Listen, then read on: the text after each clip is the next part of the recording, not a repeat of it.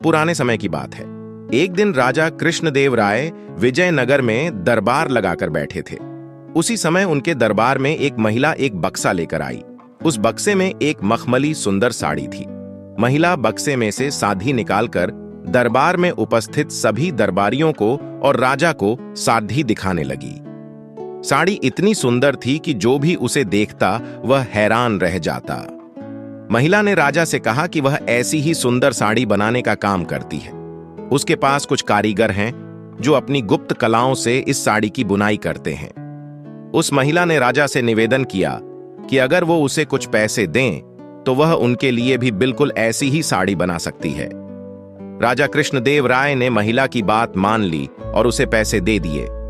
महिला ने साड़ी तैयार करने के लिए 1 साल का समय मांगा। इसके बाद वह महिला साड़ी बुनने वाले अपने कारीगरों के साथ राजा के महल में रहने लगी और साड़ी की बुनाई करने लगी। इस दौरान उस महिला और उनके कारीगरों के खाने पीने से लेकर उनके सभी खर्चे राजमहल ही उठाता था। इसी तरह 1 साल का समय बीत गया। उसके बाद राजा ने अपने मंत्रियों को उस साड़ी को देखने के लिए उस महिला के पास भेजा।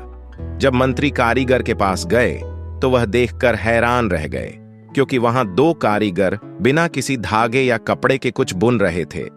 मंत्री ने उस महिला से पूछा कि ये कारीगर क्या कर रहे हैं। तभी महिला ने बताया कि उसके कारीगर राजा के लिए साड़ी बुन रहे हैं, लेकिन मंत्रियों ने कहा कि उन्हें कोई साड़ी दिखाई नहीं दे रही है। तभी महिला ने कहा कि यह साड़ी सिर्फ वही लोग देख सकते हैं जिन्होंने आज तक कोई भी पाप न किया हो और जिसका मन पूरी तरह से साफ हो। उस महिला के मुंह से ऐसी बात सुनकर राजा के मंत्री बहुत ज्यादा परेशान हो गए। उन्होंने बहाना बनाते हुए उस महिला से कहा कि उन्होंने वह साड़ी देख ली है और वो वहां से चले गए। राजा के पास वापस आकर मंत्रियों ने कहा कि महाराज, हमने वह साड़ी देख ली है और वह बहुत ही सुंदर है। अपने मंत्री की बात सुनकर राजा काफी खुश हुए। अगले दिन उन्होंने उस महिला को वह साड़ी लेकर दरबार में हाजिर होने का आदेश दे दिया। वह महिला एक बक्सा लिए हुए अपने कारीगरों के साथ अगले दिन दरबार में आ गई। उसने दरबार में बक्सा खोला और सबको साड़ी दिखाने लगी। लेकिन ये क्या?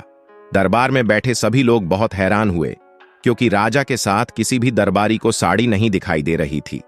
ये सब देखकर तेनालीराम ने राजा के कान में कहा कि ये महिला ने झूठ बोला है, वह हम सभी को बेवकूफ बना रही है।